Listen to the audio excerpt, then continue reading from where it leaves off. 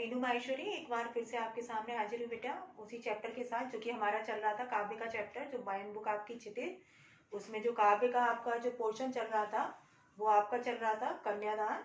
और उसी का ही मैंने अर्थ समझाया था इससे पहले की क्लास में, आप लोगों को समझ में भी आया होगा। और जिसको समझ में आएगा उसको निश्चित रूप से आनंद ही मिलेगा, क्योंकि क्वेश्चन आंसर मैंने बताया ना, चैप्टर तो बहुत आसान सा। और यदि आपने चैप्टर को बहुत अच्छे से समझ लिया होगा तो कहीं दिक्कत ही नहीं आनी, आपको कहीं कोई समस्या ही नहीं आएगी क्वेश्चन आंसर को लेकर। तो सबसे पहले मैं एक बार आपको थोड़ा सा इसके बारे में, पाठ के बारे में परिचय दे दूं कि इसके जो कवि हैं वो तो हैं, क्योंकि कई बार पैसेज आता है जब पठित तो उसमें पाठ का नाम भी पूछ लिया जाता है और कवि का नाम पूछ लिया जाता है। तो जो पाठ का नाम है हमारा वो है कन्यादान, कि पाठ का नाम क्या है, कन्यादान। और इसके जो कवि हैं वो है ऋतुराज जी, और इन्होंने जो है वर्णन किया है 2 पैराग्राफ में और बहुत ही सरल सहज भाषा में किया है।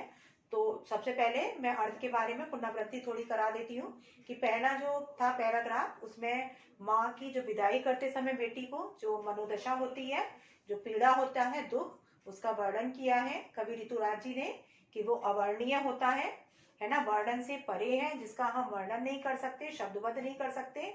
और उस समय ऐसा लगता है कि मानो वो अपने जीवन भर की जो जमा पूंजी है वो किसी दूसरे को सौंपने जा रही है। क्यों? क्योंकि माँ, मैंने आपको बताया था, जन्म देती है, पालन पोषण करती है, उसमें उचित संस्कार डालती है, उसे अच्छे बुरे की पहचान सिखाती है, जब उसको पूरी तरह से योग्य बना देती है और उसके बाद उसको क्या करना होता है, दूसरे को सौंपने जाना होता है, सौंपना होता है। तो उस समय उसको लगता है कि मानो वो अपने जीवन भर की जो जमा पूंजी है वो किसी दूसरे को सौंपने जा रही है। तो उस स्थिति का वर्णन क्या है, अवर्णनीय, उसे हम शब्दबद्ध नहीं कर सकते। और ये जो परंपरा है कन्यादान की, वो आज की परंपरा नहीं है, बल्कि क्या है, इसका वर्णन पहले से ही है, प्राचीन परंपरा है, पुराणों में भी इसका उल्लेख है, वर्णन है कि ये कन्यादान की परंपरा आज की परंपरा नहीं है। और उस समय माँ की जो स्थिति वो ऐसी होती है कि मानो वो अपने जीवन भर की जमा पूंजी दूसरे को सौंपने जा रही है। अब माँ को क्या लगता है, उसकी बेटी क्या है, भोली भाली है, सीधी सादी है, अभी समझदार नहीं, क्योंकि मैंने बताया कन्यादान शब्द में क्या निहित है, कन्या यानी बच्ची, भोली भाली सीधी सादी। तो माँ को ऐसा लगता है कि उसकी बेटी क्या है, भोली भाली है, सीधी सादी है, अभी सयानी नहीं हुई है, समझदार नहीं हुई है, उसे जीवन के बारे में नहीं पता, व्यवहारिक जीवन के बारे में कि क्या चल रहा है, क्या है, वो उससे अनभिज्ञ है। और उसने जीवन का केवल एक ही पहलू देखा है, कौन सा, सुख। और दुख यानी विषम परिस्थितियां भी कभी जीवन में आ सकती हैं, इससे उसकी बेटी क्या है, अपरिचित है, अनजान है, उसे नहीं पता कि जीवन का दूसरा पहलू भी होता है। क्यों? क्योंकि उसने माँ के घर में केवल क्या भोगा है, केवल सुखों को ही भोगा है, तो वही उसको बांचना आता है, बताना आता है। जीवन में कभी विषम परिस्थितियां भी आ जाएंगी, इससे वो अनभिज्ञ है, क्योंकि वो तो अभी यही सजो रही है ना कि शादी होकर जाएगी, दूसरे घर में क्या है, सुख सुविधाओं को ही भोगेगी, है ना। कभी जीवन में विषम परिस्थितियां, क्यों? क्योंकि माँ को तो दोनों अनुभव है, खट्टे भी और मीठे भी, लेकिन बेटी ने जीवन का केवल एक ही पहलू देखा है, वो कौन सा है, सुख। जीवन में कभी विषम परिस्थितियां भी आ सकती है, जीवन में कभी कष्ट का समय भी आ सकता है, इससे वो अनभिज्ञ है, अनजान है, उसे बताना नहीं आता ये, क्योंकि उसने भोगा ही नहीं है जीवन का। अब पाठिका है वह धुंधले प्रकाश की कुछ तुकों और कुछ लयबद्ध पंक्तियों की। इसमें बच्चे थोड़ा सा कंफ्यूज होते हैं कि कठिन लाइन है, कठिन कुछ नहीं है। कुछ तुकों और लयबद्ध से क्या मतलब है, पंक्तियों से मतलब है सुखमय जीवन। और पाठिका माने पढ़ने वाली, केवल क्या है, वो सुखों को ही उसने जीवन में पढ़ा है, उसी को ही पढ़ने वाली है। और उसी की ही धुंधले प्रकाश यानी उन्हीं स्मृतियों को साथ लेकर बेटी कहाँ जाएगी, अपनी ससुराल, क्योंकि जीवन का एक ही पहलू भोगा है, कौन सा, सुख। तो पाठिका किसकी है, वो सुख में कुछ तुकों कुछ लयबद्ध पंक्तियों, अर्थात आप कह सकते हो कि सुख में जीवन जो कि उसने अपने घर में भोगा है ना, उसी की वह पाठिका है, उसी की पढ़ने वाली है, उसी को ही उसने जीवन में भोगा है। और इन्हीं धुंधली स्मृतियों को साथ लेकर वो जाएगी, कहाँ जाएगी, अपने ससुराल। तो ये था पहले उसका। दूसरे में क्या था, माँ ने, क्योंकि माँ आशंकित है बेटी को लेकर कि वो देख रही है, माँ उसको खट्टे भी अनुभव है, मीठे भी है, कि उसने जीवन का एक ही पहलू देखा है बेटी ने, जीवन में उसके में विषम परिस्थितियां भी आ सकती हैं, बेटी उसका कैसे सामना करेगी, कहीं निर्बल असहाय ना पड़ जाए, कहीं कमजोर ना पड़ जाए उसकी बेटी। तो माँ इस बात को लेकर चिंतित है, परेशान है कि कैसे वो अन्याय अत्याचार का विरोध करेगी, कहीं वो निर्बल ना पड़ जाए, कहीं वो कमजोर ना पड़ जाए विषम परिस्थितियां आने पर, है ना। तो माँ चाहती है कि उसकी बेटी भी क्या करे, उन विषम परिस्थितियों का डटकर सामना करे, डटकर मुकाबला करे, कमजोर ना पड़े, असहाय ना पड़े, दुर्बल ना पड़े। माँ को इस बात को लेकर चिंता है। तो माँ अपनी बेटी को विदा के समय पारंपरिक जो है छवि उससे अलग हटकर आज की आवश्यकता अनुसार इस पाठ में सीख दे रही है। माँ क्या, इसमें 4 सीख का वर्णन है। पहली सीख कि दर्पण में अपने रूप सौंदर्य को देखकर गर्व न करना, घमंड न करना। माँ की पहली सीख कि दर्पण में रूप सौंदर्य को देखकर यानी अपने रूप सौंदर्य पर मोहित मत हो जाना और पता लगे कि घर के प्रति क्या जिम्मेदारियां हैं, क्योंकि इससे तुम्हारे क्या हो सकता है, आत्मबल भी कमजोर पड़ सकता है। तो माँ अपनी बेटी को सचेत कर रही है कि दर्पण में अपने रूप सौंदर्य को देखकर गर्व न करना, मोहित ना होना, घर के प्रति अपनी जिम्मेदारियों को भी ध्यान देना, उन पर भी ध्यान देना, उनके प्रति ध्यान देना। दूसरी माँ की कि रसोई की आग का प्रयोग केवल रसोई तक ही सीमित रहे, उसका प्रयोग केवल रोटी सेकने तक सीमित रहे, जलने जलाने जैसे अनुचित कार्य में उनका प्रयोग ना हो। ये माँ की दूसरी सीख। तीसरा माँ की जो सीख है कि वस्त्र और आभूषण स्त्री जीवन की सबसे बड़ी कमजोरी होती है और इसका जो फायदा उठाता है पुरुष वर्ग, और क्या करता है, वो बाहर गलतकार कर रहा है लड़की से अनभिज्ञ रह के, क्योंकि लड़की तो खुश है, वो केवल क्या है, वस्त्र और आभूषण इनके जाल में फंस जाती है, बंधन में। पुरुष वर्ग क्या करता है, इसका फायदा उठाता है। तो माँ अपनी बेटी को सचेत कर रही है कि इनके जाल में, इनके बंधन में ना बंधना। उसके अलावा जो माँ की सीख है चौथी और महत्वपूर्ण, जिसमें कि मैंने बताया था विरोधाभास अलंकार भी है कि लड़की होना पर लड़की जैसी दिखाई मत देना, कि लड़कियों के जितने गुण हैं, कोमलता, शालीनता, मधुरता, ये सब रखना, लज्जा, लेकिन कभी आवश्यकता पड़े, अन्याय अत्याचार हो रहा हो तो उसको सहन ना करना, बल्कि उसका खुलकर विरोध करना। ये माँ की चौथी और अंतिम महत्वपूर्ण सीख है। तो पहले में माँ की मनोदशा का वर्णन किया है विदाई के समय, और माँ की कोमल भावनाओं का और साथ साथ उसकी आशंकाओं का भी वर्णन है। दूसरे में माँ अपनी बेटी को परंपरा के छवि से अलग हटकर आज की आवश्यकता के अनुसार सीख दे रही है। वो दूसरी आपके उसमें है, पंक्तियों में है, दूसरे पैराग्राफ में है। अब ये तो हो गया आपका, भाषा वही है, सरल सहज खड़ी बोली, संस्कृत के तत्सम शब्द भी है, मुक्त छंद में है, और इसमें जो ऋतुराज जी है उन्होंने विदाई के समय का, कन्यादान के समय का बड़ा ही सुंदर वर्णन किया है ना। अब क्या है कि क्वेश्चन आंसर, क्योंकि क्वेश्चन आंसर में मैंने बोला था कि यदि चैप्टर अच्छे से, ये तो पुनरावृत्ति करा दी थी ताकि आपका जो भी छूटा हो आपको रिवाइज हो जाए, कहीं भी किसी क्वेश्चन के आंसर में दिक्कत ना आए। तो पहला क्वेश्चन हमारा है वो क्या है कि कन्यादान कविता में व्यक्त 2 सामाजिक कुरीतियों का उल्लेख कीजिए। कि कन्यादान, और ये बोर्ड में आया हुआ भी है, लास्ट ईयर भी ये वाला क्वेश्चन आया था कि कन्यादान कविता में व्यक्त 2 सामाजिक कुरीतियों का उल्लेख कीजिए। तो इसमें आपको बताना, एक तो कौन सी सामाजिक कुरीति, कि दहेज जैसी कुप्रथा जिसके लिए पुरुष वर्ग क्या करता है, जो ससुराल वाले होते हैं लड़कियों को परेशान करते हैं, उनको जला देते हैं या बाध्य कर देते हैं विवश जलने के लिए। तो पहली सामाजिक कुरीति ये हो गए। दूसरी क्या है कि वस्त्र और आभूषण लड़कियों की क्या होती है, सबसे बड़ी कमजोरी, और लड़कियां क्या होती हैं, इनके जाल में फंस जाना, इनके बंधन में बंध जाना, और पुरुष वर्ग क्या करता है, इसका गलत फायदा उठाता है। तो ये क्या है, दूसरी कुरीति। तो पहली, क्योंकि मैंने आपको बताया ना, अन्याय किया जाना, उनको पैर की जूती समझना, समाज में सम्मान न देना, खाने को, पहनावे को, है ना, और हर क्षेत्र में आगे बढ़ने पर उनको रोका जाता था पहले के समय में। लेकिन अब आजकल ऐसा नहीं है। आजकल तो कुछ परिवार ऐसे भी हैं जहां लड़कों से भी ज्यादा सम्मान किसको मिलता है, लड़कियों को, है ना। कहीं तो ऐसा है कि लड़के लड़कियों को समान अधिकार, लेकिन अधिकार कुछ परिवार ऐसे हैं आज, है ना। मैं अपने घर गई है कि मुझे भी अपने बेटे से ज्यादा, बेटी अपनी अजीज है, प्यारी है, अच्छी लगती है, बेटा भी प्यारा है, लेकिन बेटी भी मेरी अजीज है बेटे से ज्यादा, है ना, प्यारी। और लड़कियां होती हैं, प्यारी होती हैं। तो क्या है कि आज कुछ परिवारों में क्या है बेटा, ऐसा भी है कि लड़कों से भी ज्यादा सम्मान किसको मिलना है, लड़कियों को। ऐसा नहीं है कि हर जगह ऐसा है, लेकिन आज भी बहुत सी जगह ऐसी हैं जहां पर अभी समान अधिकार नहीं है, जबकि हमारे संविधान में लिखित रूप में है लड़के लड़कियों को समान अधिकार। लेकिन अभी कुछ जगह ऐसी भी है कि जहां पर अभी समान अधिकार नहीं मिलना और मिलना चाहिए लड़कियों को, क्योंकि दोनों ही बराबर है हर क्षेत्र में उनको आगे बढ़ने का। और लड़कियों को जहां मौका मिल भी रहा है, खेल कूद में हो, किसी भी क्षेत्र में हो, पढ़ाई के क्षेत्र में, आप लोग बोर्ड के रिजल्ट में भी देखते हो ना क्या लिख कर आता है कि इस बार भी लड़कियों ने बाजी मारी। अक्सर यही देखा है ना, 12th का देखते होगे या 10th का, कि इस बार भी लड़कियों ने बाजी मारी, है ना। तो क्या है, लड़कियां यदि उनको अवसर, फैसिलिटी वगैरह सुविधाएं दी जा रही है तो वो करके भी दिखा रही है, हर क्षेत्र में आगे बढ़ भी रही है ना। चाहे वो तकनीक का क्षेत्र हो, शिक्षा का, साहित्य, कला, रंगमंच, फैशन, कोई क्षेत्र ऐसा नहीं है जहाँ अछूती है, लड़कियां हर क्षेत्र में बढ़ रही है ना। तो यहाँ पर क्या है बेटा कि कन्यादान कविता में व्यक्त 2 सामाजिक कुरीतियों का उल्लेख कीजिए। तो एक तो दहेज जैसी कुप्रथा जो समाज में व्याप्त है ना, तो उस पर क्या है, कई बार क्या है ससुराल वाले कि या तो जलाकर मार देते हैं, मारते हैं, पीटते हैं या परेशान करते हैं कि पैसा लेके आ, ये लेके आ लड़कियों को, या बाध्य कर देते हैं, विवश कर देते हैं, इतना ज्यादा परेशान करते हैं कि उनको क्या है आत्महत्या करने पर मजबूर कर देते हैं। दूसरा क्या है कि वस्त्र आभूषण लड़कियों की कमजोरी, और लड़कियां क्या है इनके जाल में फंस जाती है और पुरुष वर्ग क्या करता है, इसका अनुचित फायदा उठाता है।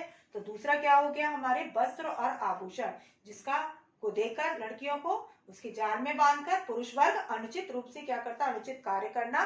तो ये हो गया दूसरी सामाजिक कुरीति। तो माँ आशंकित है।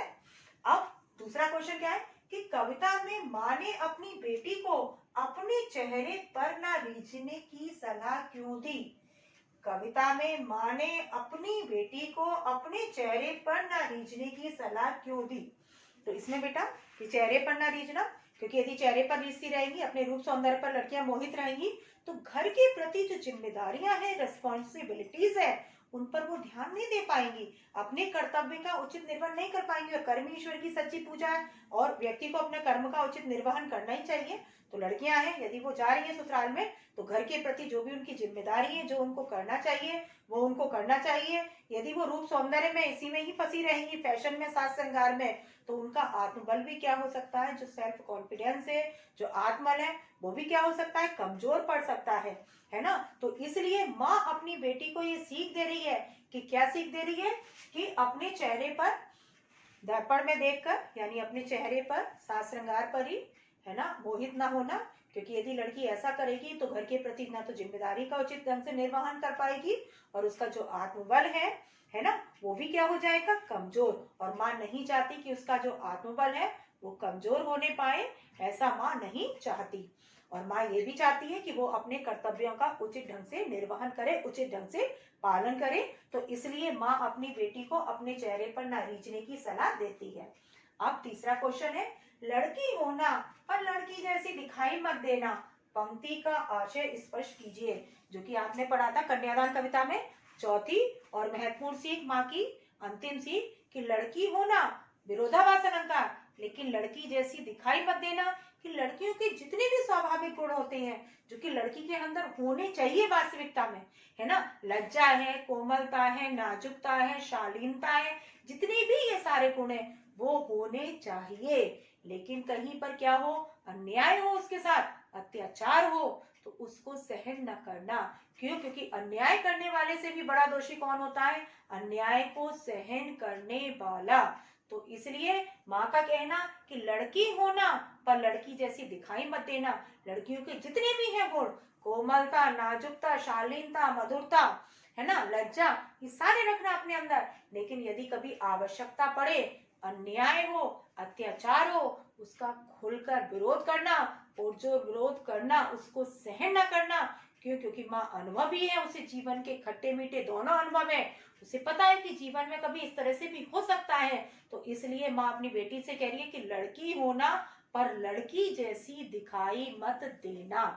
अब नेक्स्ट क्वेश्चन है कि स्त्री जीवन की कौन सी भौतिक वस्तुएं बंधन में बांधती हैं। स्त्री जीवन की कौन सी भौतिक वस्तुएं बंधन में बांधती हैं। जो कि आपका आया था कौन सा, कि वस्त्र और आभूषण जो क्या है, ऐसी कमजोरी है जो कि भौतिक वस्तुएं हैं जो लड़कियों को क्या करती हैं, बंधन में बांधती हैं। क्योंकि लड़कियों की सबसे बड़ी कमजोरी होती है वस्त्र और आभूषण उन्हें बहुत प्रिय होते हैं, अजीज होते हैं। उनको अच्छे अच्छे वस्त्र मिलते रहे, अच्छे अच्छे आभूषण मिलते रहे, तो लड़कियां क्या होती हैं, खुश। तो ये क्या है बेटा कि स्त्री जीवन की भौतिक वस्तुएं बंधन में बांधती है, कौन सी, वस्त्र और आभूषण, जो कि लड़कियों की सबसे बड़ी कमजोरी, इनके बंधन में बंध जाना, इनके जाल में फंस जाना। तो ये इनको क्या करती है, जाल में बांध लेती है, बंधन में बांध लेती है। इसलिए माँ अपनी बेटी को सचेत कर रही है, सावधान कर रही है कि ये लड़कियों की सबसे बड़ी कमजोरी है, इनके बंधन में ना बंधना, इनके जाल में ना फंसना। अब आगे नेक्स्ट क्वेश्चन है, बेटी को अंतिम पूंजी क्यों कहा गया है, कन्यादान कविता के आधार पर उत्तर दीजिए। बेटी को अंतिम पूंजी क्यों कहा गया है, कन्यादान कविता के आधार पर आपको बताना है कि जो बेटी है, माँ क्या है, जन्म देती है, उसको पालती है, पोषती है, उचित पोषण करती है, उसको उचित संस्कार देती है, उसको भले बुरे की पहचान कराती है, उसे समाज में खड़े होने के योग्य बनाती है, काबिल बनाती है, कौन, माँ। अब क्या है कि बेटी भी क्या है कि माँ बाप के सबसे ज्यादा नजदीक होती है, उसकी सुख दुख की भागीदार होती है, कौन, बेटी। आपने देखा होगा कि माँ अपनी बेटी से सारी बात शेयर कर लेगी, बेटे से भले ही ना कर पाए, लेकिन बेटी ऐसी होती है कि वो अपनी बेटी से अपने दिल की सारी बात शेयर कर लेती है, सब कुछ बता देती है। आपने अपने घर में भी देखा होगा, परिवार में देखा होगा, तो क्या होती है कि वहां के सबसे ज्यादा नजदीक होती है उसकी बेटी, उसकी सुख दुख की भागीदार होती है। और आजकल तो बेटा बहुत जगह ऐसा भी देखा होगा आपने, किसी की एक लड़की है, किसी के दो, जरूरी नहीं है वहां लड़का है, तो वहां सारी जिम्मेदारी है, सब देखभाल कौन करती है, बेटी ही करती है। भले ही क्या है ससुराल में शादी होकर चली जाती है, उसको दो तरह की जिम्मेदारियां निभानी होती है, ससुराल की भी मायके की भी, लेकिन वो क्योंकि माँ के सबसे ज्यादा नजदीक होती है, उसके सुख दुख की भागीदार होती है, उसकी हर पीड़ा को, तकलीफ को समझती है। जब विदाई का समय होता है तो माँ को उस समय क्या लगता है कि वो अपनी जो जीवन भर की जमा पूंजी, अंतिम पूंजी, वो किसी दूसरे को सौंपने जा रही है, क्योंकि वो बेटी को जन्म देती है, उसका पालन पोषण करती है, उचित संस्कार देती है, उसे योग्य बनाती है, काबिल में कि वो समाज में खड़ी हो सके, है ना, इस योग्य बनाती है। और एक समय ऐसा आ जाता है कि जब वो पूरी तरह से उसको तैयार कर देती है, तो उसे किसी दूसरे को सौंपना पड़ता है। तो उस समय उसको लगता है कि उसकी जो बेटी, जो सबसे ज्यादा नजदीक, उसके सुख दुख की भागीदार, आज वो अपनी जीवन भर की जो जमा पूंजी है, जो उसने तिल तिल करके जोड़ रखा है, वो आज उसे किसी दूसरे को सौंपने जाना पड़ रहा है, देना पड़ रहा है उसको, है ना। तो इसलिए बेटी को अंतिम पूंजी कहा गया है। अब नेक्स्ट है, कन्यादान कविता में माँ का कौन सा दुख प्रमाणित कहा गया है, कि कन्यादान कविता में माँ का कौन सा दुख प्रमाणित कहा गया है। जो पहला वाला पैराग्राफ बताया था, कौन सा दुख प्रमाणित, कि जो बेटी का कन्यादान करते समय, विदा करते समय जो पीड़ा होती है, जो कष्ट होता है, जो दुख होता है, अवर्णनीय है, वर्णन से परे है, जिसे हम शब्दबद्ध नहीं कर सकते, उसका हम बखान नहीं कर सकते, उसका वर्णन नहीं कर सकते, माँ के हृदय की दशा का, उस पीड़ा का हम वर्णन नहीं कर सकते। और ये प्रामाणिक है, यानी ये परंपरा आज की नहीं है, प्राचीन समय से चली आ रही है, प्रूफ के साथ है, पुराणों में भी इसका वर्णन है। तो क्वेश्चन क्या है कि कन्यादान कविता में माँ का कौन सा दुख प्रामाणिक कहा गया है, कौन सा प्रूफ है, प्रामाणिक है, जिसका पुराणों में भी वर्णन है कि माँ के हृदय की जो स्थिति होती है कन्यादान करते समय, वो अवर्णनीय है, वर्णन से परे है, उसे हम शब्दबद्ध नहीं कर सकते, है ना। वो उस समय ऐसा लगता है उसको कि मानो वो अपने जीवन भर की जो जमा पूंजी है, अंतिम पूंजी, वो किसी दूसरे को सौंपने जा रही है, और वो आशंकित है, चिंतित भी रहती है कि वो जिसको सौंपने जा रही है वो योग्य हो, उचित हो, है ना, ताकि उसकी बेटी का जीवन कैसा रहे, सुखमय रहे, खुशहाल रहे।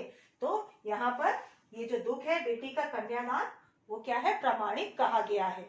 नेक्स्ट क्वेश्चन, क्वेश्चन नंबर जो हमारा है 7 है, वो क्या है कि उसे सुख का तो आभास होता था, लेकिन दुख बांचना नहीं आता था। कन्यादान कविता के आधार पर भावार्थ स्पष्ट करें। उसे सुख का तो आभास होता था, लेकिन दुख बांचना नहीं आता था। दुख बांचना यानी बताना, बांचना मीन्स बताना, और उसको सुख का आभास क्यों? क्योंकि उसने जीवन में एक ही पहलू देखा। मैंने बताया था ना कि माँ बाप होते हैं, उनकी कोशिश होती है कि भले ही खुद कष्ट सहन कर लेंगे, परेशानी में रह लेंगे, लेकिन बच्चों को नहीं बताएंगे, उनको दूर रखेंगे। उनको चिंता रहती है कि बच्चा नहीं तो दुखी होगा, परेशान होगा। आप लोगों ने भी घर में ऐसा महसूस किया होगा, माँ बाप खुद कष्ट में रह लेंगे, परेशानी में रह लेंगे, सहन कर लेंगे सब कुछ, लेकिन बच्चों को दुखों से अनजान रखते हैं कि नहीं तो बच्चे दुखी होंगे, परेशान होंगे, है ना। वो उनको केवल क्या देना चाहते हैं? सुखी देना चाहते हैं। हर माँ बाप की कोशिश होती है। तो वही है कि यहाँ पर भी बेटी ने जीवन का केवल एक ही पहलू देखा है। वो कौन सा है? सुख। केवल एक ही पक्ष देखा है, यानी उसे मीठा अनुभव ही है बेटी को। बेटी को, माँ को इस बात को लेकर चिंतित है कि क्या है कि जीवन में कभी विषम परिस्थितियां भी आ सकती हैं, है ना। जीवन में कभी कष्ट भी आ सकता है, कठिनाइयां भी आ सकती हैं। तो अब क्या है यहाँ पर, लेकिन दुख वाचना नहीं आता क्योंकि उसने जीवन में दुख देखा ही नहीं है, भोगा ही नहीं है ना।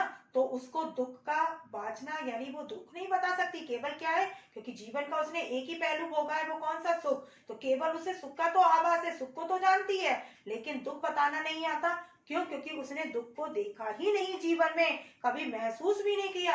वो ये नहीं जानती कि जीवन में कभी विषम परिस्थितियां भी आ सकती हैं, या जीवन में विषम परिस्थितियां होती हैं। तो जब उसने देखा ही नहीं तो वो उसको कैसे बताएगी, दूसरे के आगे कैसे बता सकेगी? क्योंकि जो हम भोगेंगे, जो हम सहन करेंगे, उसी का ही तो वर्णन करेंगे। जो हमने देखा ही नहीं, जिसको हमने महसूस नहीं किया, तो उसका वर्णन हम कैसे कर सकते हैं? तो यहाँ पर भी यही है कि उसे सुख का तो आभास होता था, लेकिन दुख वाचना नहीं आता था। क्यों? क्योंकि जीवन का एक ही पहलू देखा है, वो कौन सा? सुख। और दुख से वो क्या है? अनभिज्ञ है, अनजान है। तो वो उसका वर्णन नहीं कर सकती, उसका बखान नहीं कर सकती। तो ये है आपके कन्यादान से रिलेटेड आपका टास्क वर्क। जैसे कि आपको पता है मैं हर बार देती हूँ, और आज आपका जो दूंगी वो टास्क वर्क, वो एक तो आपका जो रहेगा वो रहेगा आपका, जैसे कि बेटा अब ये तो चैप्टर कंप्लीट हो गया, टास्क वर्क में देती हूँ और हमेशा की तरह, और इंटरेस्टिंग ही है क्योंकि प्रैक्टिकली मैंने बताया ना, लाइफ से रिलेटेड उन्होंने लिखी है कविता कन्यादान, तो वही आपका प्रैक्टिकल लाइफ से रिलेटेड ही है। जो क्वेश्चन है आपका वो एक तो कि जो क्वेश्चन है वो अक्सर एग्जाम में भी आता है, आप लोगों के लिए छोड़ रही हूँ, कि कन्या के साथ दान शब्द जोड़ना कहाँ तक उचित है, कहाँ तक तर्क संगत है। मेरा क्वेश्चन बेटा समझ में आया? नहीं आया हो मैं रिपीट कर रही हूँ कि आज के संदर्भ में यदि देखो तो कन्या के साथ दान शब्द जोड़ना, कन्यादान है ना, तो कन्या के साथ जो हम दान शब्द जोड़ रहे हैं वो कहाँ तक उचित है, कहाँ तक तर्क संगत है। आपको इसमें अपने मत देने हैं, अपने विचार देने हैं। दूसरा जो आपको है कमेंट बॉक्स में डालने के लिए कि आजकल यदि माँ बाप अपने बच्चों की चिंता कर रहे हैं, है ना, तो वो चिंता करना कहाँ तक उचित है। कि माँ बाप जो अपने बच्चों को लेकर चिंतित रहते हैं, जो चिंता करते हैं, वो कहाँ तक उचित है, या उनको छोड़ देना चाहिए अपने बच्चों को कि वो स्वतंत्र रूप से अपना जीवन जिए, है ना। वो चिंता ना करे माँ बाप और वो छोड़ दें बच्चों पर ही कि वो स्वतंत्र रूप से अपना जीवन जिए। तो क्या तर्क संगत है, आपको बताना है कि चिंता करना माँ बाप की जायज है या नहीं है। आज के संदर्भ को देखते हुए आपको ये बताना है कि उनका चिंता करना माँ बाप का अपने बच्चों के प्रति उचित है, या माँ बाप को अपने ही हाथ में बच्चों को छोड़ देना चाहिए कि वो अपनी जिम्मेदारियों का, अपनी चिंता खुद से कर लें। तो क्या आपको लगता है, ये आप कमेंट बॉक्स में देंगे। और इसके अलावा कि कन्या के साथ जो दान शब्द है वो कहाँ तक उचित है, कहाँ तक तर्क संगत है, ये आपको बताना होगा।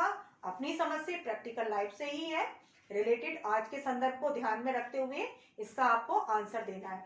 तो अब बेटा प्रैक्टिस करना। मैं अभी कुछ क्वेश्चंस और रह गए हैं, जो रह गए हैं वो आपको नेक्स्ट वीडियो में, तब तक के लिए बेटा वेट करिए। बाय बेटा।